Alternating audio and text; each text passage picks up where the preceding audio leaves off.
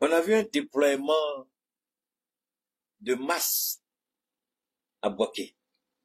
Mais à Boaké, ce que je ne vous ai pas dit hier à Boaké, croyez-moi ou pas, Dieu me suffit largement. Je vous ai dit que si Dieu ne me dit pas d'aller au-delà de certaines informations, je ne peux pas aller au-delà. Parce que chaque jour suffit sa peine et Dieu sait, il donne doucement, doucement pour que chacun puisse grignoter un peu. La deuxième raison que je vais avancer, on va le développer tout le long de notre intervention. Ouattara voulait envoyer un message à partir de Boaké au Mali et au Burkina. C'est Keïta, subhanallah. Tu soutiens ça où? C'est pas Keïta qui parle. C'est pas quelqu'un qui a dit à Keïta. Keïta a été inspiré par son Seigneur qui parle. Quand j'ai commencé à regarder les véhicules, j'ai regardé l'arrivée de Ouattara. Je vous ai dit, vous n'avez qu'à regarder l'entrée de Ouattara à Boaké pour comprendre que l'homme voulait effacer les traces de Kiba Forêt sur le Guillaume. Allez regarder la vidéo de son arrivée à Boaké. Deuxièmement, c'est un défilé militaire, je suis d'accord. Mais Boaké avait été quadrillé. Boaké avait été quadrillé complètement. Tous les artères de la ville étaient barricadés et les armes lourdes étaient positionnées un peu partout. C'est un message et à l'opposition, et au Mali, au Burkina et au Niger. Pour dire, je peux venir à votre frontière avec mes armes. Vous parlez beaucoup, moi je vais vous démontrer la force que j'ai. Non, tous les spécialistes savent, tous les spécialistes, tous les analystes militaires savent très bien que le choix de Boaké n'était pas les mensonges qu'il a racontés, il y avait autre chose. En plus, du côté mystique, c'est le côté politique et sécuritaire, parce que dans tout son discours, il a fait savoir que c'est nous qui sommes responsables de l'insécurité dans le Sahel, que la Côte d'Ivoire, et souvent même, moi je me perdais quand j'écoutais Ouattara. Pendant qu'il dit, ça va bien, pendant qu'il dit, on a fait des exploits, pendant qu'il dit, la Côte d'Ivoire est un havre de paix, en même temps, il dit, la Côte d'Ivoire est menacée. Moi, je comprends. Comment, I can't get it. I don't understand. C'est quoi tout ça? On va continuer. Donc, gardez en esprit. Ils sont ces muscles. Si vous êtes garçon, vous les opposants, si vous êtes garçon, j'ai fait 2 discours. Le mardi passé et puis le 6. Si vous êtes garçon, voilà ce que je vous montre. Sortez, vous allez me connaître. Voilà ce que Ouattara dit à l'opposition. On va venir, je ne suis pas pressé, je présente juste le décor. Et puis il dit à capitaine, comme tu parles beaucoup, là, moi je suis là, je te regarde, voilà ce que je viens donc je te montrer. À Boaké. C'est ce qui est à Boaké pour me déployer au Burkina, ce sera facile. Donc voilà ce que j'ai. Nous on a compris. Ouattara on a compris, on te répond. Mais j'espère que cette fois-ci, c'est pas des blindés loués à l'armée française. Parce que n'oubliez pas que l'armée française aussi est quelque part à Boaké. Pourquoi vous savez pas ça aussi? L'armée française est à Boaké. Vous savez pas ça aussi? Ils sont là-bas, ils sont à Boaké. Vous pouvez Boaké. L'armée française est là-bas. Ils sont à Korogo, ils sont à Boaké. Ils ont des camps camouflés un peu partout, tout le long de ces 2 frontières avec le Mali et le Burkina. Et c'est eux qui forment, qui renseignent les terroristes, ensuite les projettent sur nos pays, on n'a pas d'insécurité. Mais je ne sais pas par lequel je dois commencer. J'ai écouté aussi Damana Pikas. Permettez-moi, on va commencer avec mon frère honorable Théophile.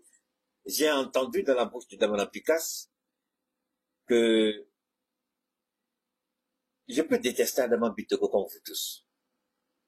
Je répète, je peux détester Adama Bitoko comme vous tous. Mais je vous en prie, Adama Bitoko, il n'est pas bête. Contrairement à ce qu'on nous dit d'Adama Bitoko là. Faisons beaucoup attention. Adama Bitoko, dans le matin, il n'est pas bête. Adama Bitoko, souvent quand nous on veut parler, surtout moi quand je veux parler des bienfaits d'Adama Bitoko, très généralement, ça se retourne contre lui. Adama Bitogo n'est pas bête. Je demande à ma chérie Clémence, elle n'a qu'à demander à Diaoufou. L'information, c'est Damana qui a donné. Mais, si vous regardez de près, vous allez voir que Adama Bitogo a beaucoup joué pour ne pas que l'humilité de Diaoufou soit levée. Adama Bitogo, c'est un voleur, c'est un escroc. On peut tout dire de lui. Mais à un moment donné, le gars, il a un peu de décence politique. C'est pas beaucoup, hein, mais c'est un peu seulement. C'est pas beaucoup, Adama.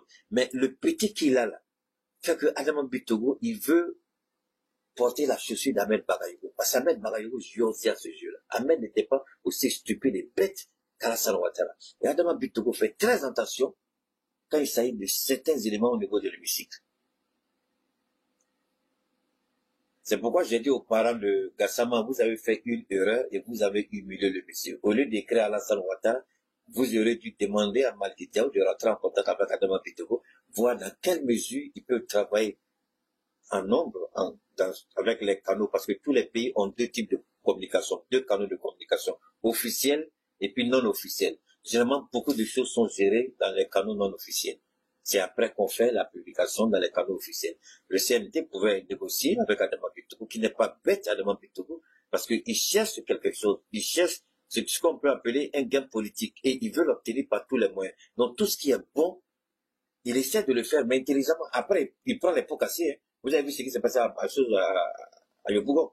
Quand il a voulu s'opposer, après il a été menacé, il a mis profil bas. Mais les gens ont su tout de suite que ce n'était pas de la volonté d'Adama Bitogo, mais il est malin.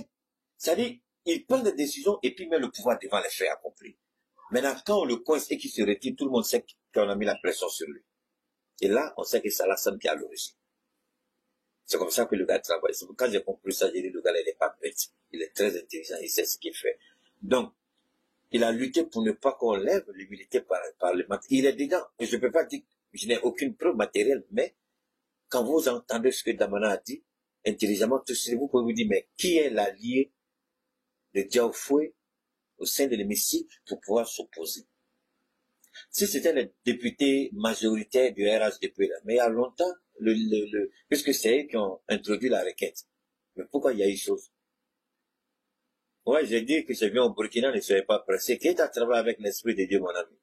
J'ai les moyens d'aller au Burkina même demain matin, et rester là-bas autant que je veux, mais je ne le ferai pas tant que Dieu ne me dira pas d'aller. C'est ce que je dis toujours.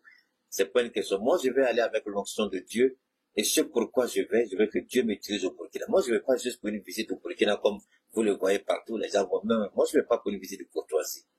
Moi, je vais parce que, en partant, Dieu aura une mission pour moi. Et je voudrais que cette mission soit écrite en lettres d'or dans l'histoire du Burkina. Je voudrais pas dire, ah, qui était venu au Burkina, puis il est parti. Non. Il est venu, voilà ce qu'il a fait, voilà comment Dieu l'a utilisé, voilà comment il a été. C'est ça mon truc. C'est ça. C'est pas non je cherche, mais je cherche à accomplir un acte pour la gloire de Dieu et puis pour nos peuples. Voilà. Donc, on a voulu lever l'humilité de Diaoufou, ça n'a pas marché, Dieu merci. Et on leur dit, donnez-moi une seconde. Parce que si vous n'écoutez pas tout ça et que je vous explique, c'est difficile à accepter tout. Parce que vous avez écouté ce que les éléments de la DST, en fait, si on les appelait à la DST, ça allait attirer trop de suspicions. Donc, on les appelle à la préfecture de la police. Là-bas, les éléments de la DST arrivent. Et avant que la DST n'arrive, le procureur qui n'a ni autorité dans ce domaine décide par devers lui-même, sans que le principe de la présomption d'innocence soit observé. On leur dit, le procureur nous dit, vous n'avez pas le droit de quitter le territoire d'Abidjan. Donc, on les oblige à ne pas quitter Abidjan, à ne pas sortir d'Abidjan. Pour un crime qu'ils n'ont pas commis. Donc, ils sont condamnés sans savoir le crime pour lequel ils sont condamnés.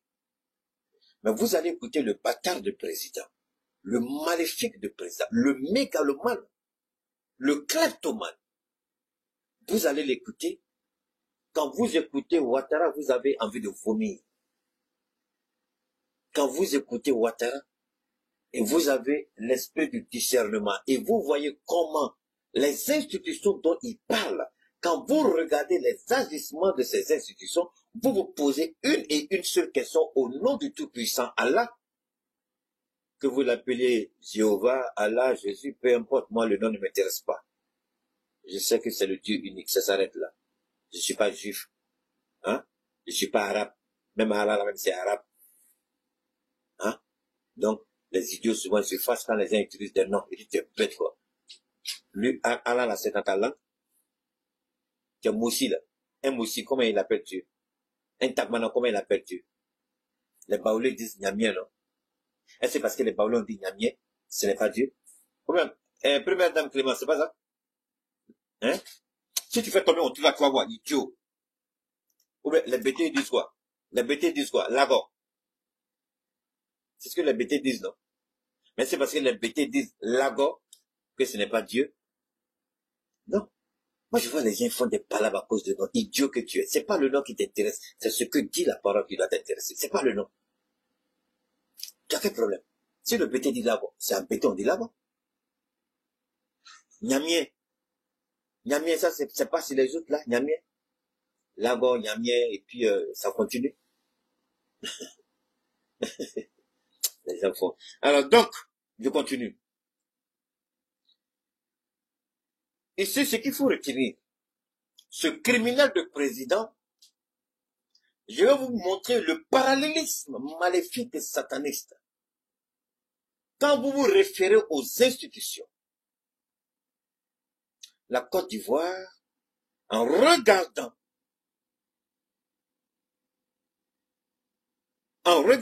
ta mère bâtard là, d'Idrissa Touré, Inamogo, des bâtards là, sort de mon direct dans la thé, idiot que tu es. Donc, je répète,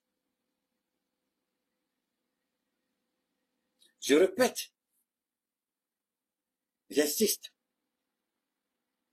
je répète encore, et j'insiste une dernière fois. Quand un président dit la force de nos institutions, cela suppose une et une seule chose. Qu'au moins, la grande majorité des Ivoiriens se reconnaissent dans l'application de ces institutions. Dans leur fonctionnement, je veux dire. On a vu un jour un certain Alpha Yaya exhiber 5 milliards, je crois. Alpha Yaya exhiber 5 milliards, mais n'a jamais été interpellé. Après qu'il ait renoncé, le Judas, après qu'il ait renoncé à Soroguion, je crois qu'il avait un marché qui avait été bloqué. Il allait, et puis il a pris l'argent, il a déposé devant tout le monde. 5 milliards, je crois, de francs CFA. Et jusqu'à la date d'aujourd'hui, Alpha Yaya, le Judas, n'a jamais été interpellé. Mais par contre, l'idiot d'Apoutou a été interpellé pour juste une petite somme de 80 millions. 84 millions, je crois, c'est ce qu'il a dit, 84 millions. Il n'a même pas pris l'argent pour aller chez lui, il a juste fait la vidéo avec. Celui qui devait venir prendre l'argent est venu prendre son argent, il est parti. Lui, il a juste filmé l'idiot qu'il était. Merci beaucoup, Clemcia. Donc, Alpha Yaya a montré 5 milliards devant les Ivoiriens. Rien ne s'est passé. Il nous parle d'institution. Le maudit président, le mégalomane, le kleptomane, le dictateur, le voleur, le corrompu, l'assassin. Dramane Ouattara, avec sa gueule, je vous ai dit une chose, et je rends toute la gloire à mon Seigneur. Parce que Ouattara est en train de subir une métamorphose inimaginable. Regardez le visage de Ouattara du mardi à regardez comment Ouattara est devenu. Pourtant, j'avais averti la Côte d'Ivoire. J'ai dit, vous n'allez pas reconnaître votre président. Les jours vont arriver, vous n'allez pas le reconnaître. J'ai dit, la transformation, la déformation physiologique sera à tel point que vous allez vous poser la question, est-ce que c'est vraiment lui notre président? Commencez à regarder Ouattara et allez regarder mes vidéos que j'ai postées, ça fait des années. Il y a des gens qui me disaient, Kita, tu dis ça toujours voir. Il y a une dame là-même, une de mes amies, en France, Maria. Kita, tu as parlé jusqu'à, tu as dit, ma soeur, pardon. Dieu ne travaille pas à ce que toi tu as dans le cœur. Dieu travaille à son propre programme. Si tu ne peux pas accepter ça, parce que Keïta n'a pas dit cette demain ça va arriver. Keïta dit, voilà ce qui va se passer. Parce que Dieu va avertir Ouattara d'abord avant de commencer à le frapper. Et il a averti Ouattara de toutes les façons, je veux dire de tous les moyens possibles. Aujourd'hui, Ouattara est resté sourd, muet et insensible. Et à l'appel des Ivoiriens qui veulent la paix, et à l'appel du bon sens, et à l'appel de l'humilité, et à l'appel de ceux qui ont perdu la vie. Donc, Ouattara estime aujourd'hui qu'il est au-dessus de toutes choses et rien au monde ne pourra le faire fléchir. J'adore l'idiot quand il se comporte comme ça. On a vu des présidents téméraires plus stupides que Ouattara, ou du moins moins stupides que Ouattara. On a vu ce qui leur est arrivé. Donc, Ouattara fait pitié. Mais ne soyez pas pressés. On est ensemble et on va arriver. Il nous parle des institutions. Pendant ce temps, le maudit, le raté pervers, le dévergondé enfant de Satan et fils de démon, appelé Sissé Ibrahim Bakongo, il casse les mosquées, il casse les églises, il casse les écoles, il casse les business, il casse les maisons, il casse les investissements, il détruit tout. Au nom de quelle institution on peut faire ça sans tenir compte que c'est des hommes qui ont travaillé pendant des années de dur labeur, faire des savings et puis réaliser leur business. Vous avez tout détruit. Des femmes qui accouchent sur des cimetières à Koumassi. Ça, c'est la force des institutions de Ouattara. Des enfants qui sont enseignés sur des tombes à Koumassi. Ça, c'est la force des institutions de Ouattara. Et le bâtard, on nous montre des rues, c'est comme cela suffisait. Mais les rues, là, c'est pas l'argent de ton papa ni ta maman. C'est l'argent des Ivoiriens. Donc, tu as fait quoi d'extraordinaire et tu crois que les Ivoiriens te doivent quelque chose d'éternel. Dieu a fait mieux que tout. Je vais vous raconter une histoire que je vous ai déjà racontée par le passé. Il y avait un homme riche, tellement riche, il ne comprenait pas grand-chose. Il a piqué une crise de gloire. D'urgence, on l'amène à l'hôpital. On place les trucs rapidement pour le réanimer. Je crois qu'il avait perdu, l'air avait été coupé, l'oxygène. Et quand il s'est réveillé, on lui a attendu la facture, il a commencé à crier, il a commencé à pleurer. On dit non, bon ben si tu n'as pas les moyens pour payer, il y a un mécanisme de paiement. Il dit non. Ça là, je peux payer ainsi jusqu'à pendant des années sans que ça ne fasse quoi que ce soit. Je suis extrêmement riche. Je ne pleure pas pour ça. Je pleure parce que je n'ai jamais pris le temps de dire merci à Dieu à cause du souffle de vie. Et juste pour que vous m'avez réanimé juste quelques secondes, voilà la facture que vous m'étendez. Mais Dieu ne m'a jamais tendu une facture. Parce que Dieu sait, il nous a créés, on a besoin de ça. Il n'a pas besoin de nous tendre une facture pour payer ça.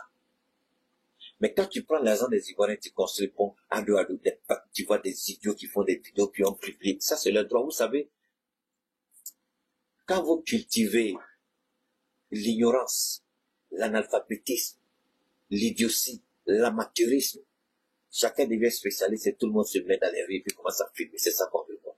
C'est bien de montrer les réalisations, mais vous ne montrez que la face visible du iceberg, le véritable problème en Côte d'Ivoire. Et vous savez que vous faites ça là, ça va vous permettre d'avoir de la visibilité. Mais si jamais vous allez au-delà de ça, pour toucher à des zones beaucoup plus sensibles, vous allez savoir qu'il y a Mélo dans Coco. Si vous êtes garçon, allez chercher à savoir. Alors, combien les Américains ont connu comme président? Combien les Américains ont connu combien les présidents ont connu? Mais regardez Trump. On dirait que les Américains n'ont rien fait comme quelque chose.